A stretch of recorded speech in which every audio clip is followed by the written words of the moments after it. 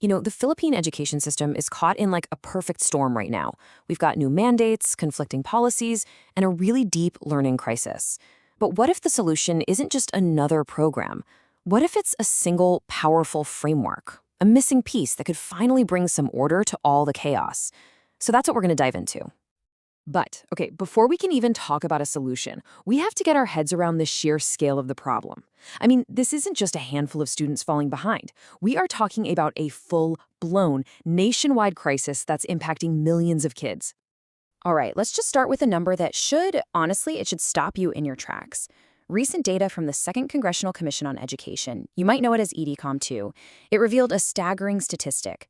38% of Filipino learners in grades 1 through 3 are non-readers. Just let that sink in for a second. That's nearly 4 out of every 10 of our youngest students. And this crisis, it gets even sharper when you zoom in on a specific place. Take Isabela province, for example.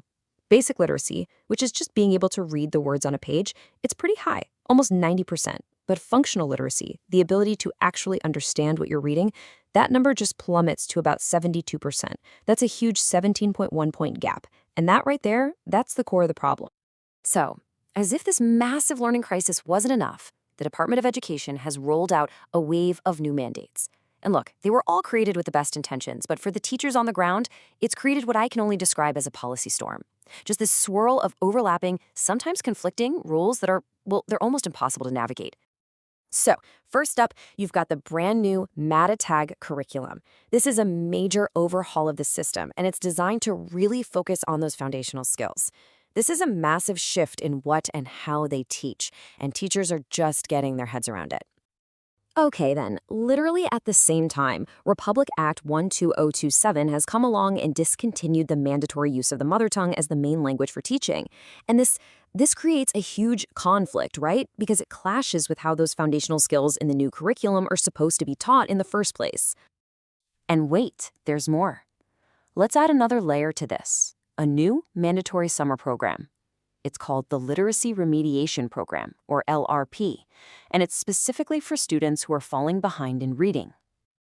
And just when you thought that was it, there's another compulsory camp coming in 2025. This one targets students who are struggling with basic math and English skills. So let's recap. You've got a new curriculum, a totally new language policy, and 2 new mandatory camps, all at once.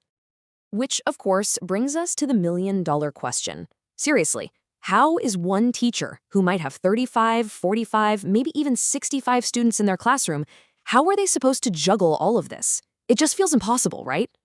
But what if the answer isn't just another program to throw on the pile? What if it's the missing framework that helps make sense of everything else? This is where something called the multi-tiered system of supports, or MTSS, enters the picture. And look, MTSS is a total game changer. It's a proactive and preventative system. So instead of waiting for a kid to fail, it gives you a structure to support their academic, behavioral, and social-emotional needs right from day one. It's all about supporting the whole child, not just chasing a test score. Now, you might have heard of a thing called RTI, or Response to Intervention. That's usually focused just on academics. Well, think of MTSS as the giant umbrella. RTI for academics fits right under it, but so do supports for behavior and social-emotional learning to create one single integrated system. And the logic behind it? It's actually brilliantly simple, and it's built on 3 tiers. Tier 1 is just great, high-quality instruction for everybody. Tier 2 gives targeted small group support for students who need a little extra help. And Tier 3 offers intensive one-on-one support for the few students who need it most. The best part is that resources get sent where they're actually needed, all based on real data. Okay, and here is the big aha moment. MTSS isn't some brand new foreign idea we need to bring in. It's basically the operating system that connects all the dots between policies that DepEd has already put in place. Okay, look at this. This is the whole idea in a nutshell. DepEd already requires a universal screener, the CRLA, boom. That is your MTSS screening. What about Tier 1 instruction for everyone? Well, that's the new Matatag curriculum. Need Tier 2 targeted help? That's what the Literacy Remediation Program and the learning camps are for. And Tier 3 intensive intervention? That's the work already happening through individualized education plans. See? MTSS doesn't really add anything new. It just organizes the chaos that's already there. So this is absolutely the most important takeaway. MTSS is not one more thing to dump on teachers. It's the structure that makes all the new things they're required to do actually manageable and coherent. It takes that messy list of programs and turns it into one single, elegant system. Okay, so that's the theory. But what does this actually look like in the real world? Let's zoom back in on Isabela and see how this framework gives us a clear, actionable blueprint for educators who are dealing with that major policy conflict. All right, so here's the big problem. We know from tons of research that learning to read in your first language is the best way to become literate. But the national government just got rid of the mother tongue policy, so what's a teacher supposed to do? Well, here's the secret weapon, and get this, it's buried right inside the new policy itself.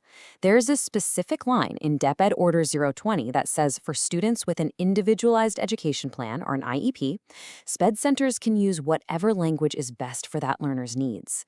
This little sentence, that is the legal key that unlocks everything. So that little provision, it unlocks a really smart, evidence-based way to screen kids.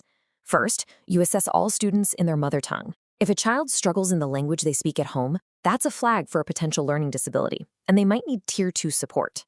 But if they read perfectly in their first language and only struggle in English, that's not a disability, it's just a language acquisition issue for Tier 1. It's such a simple step, but it prevents us from mislabeling a kid who just needs a little more time with English. So, there you have it. That's the blueprint. You use the MTSS framework to organize all of DepEd's new programs into one system. You use that SPED exception in the law to legally justify teaching in the mother tongue when it's needed. You use that L1 first screening to correctly figure out who really needs intervention. And then you package this whole thing up and present it as the solution that local education leaders have been desperate to find. You see, this framework, it's about so much more than just managing a bunch of policies. It's a fundamental shift from a system that's always reacting to problems to one that's proactive. It's about using data, evidence, and the resources we already have to build a system where every single child can succeed. So, could this really be the blueprint we need to solve the learning crisis? It just might be that missing piece we've been searching for this whole time.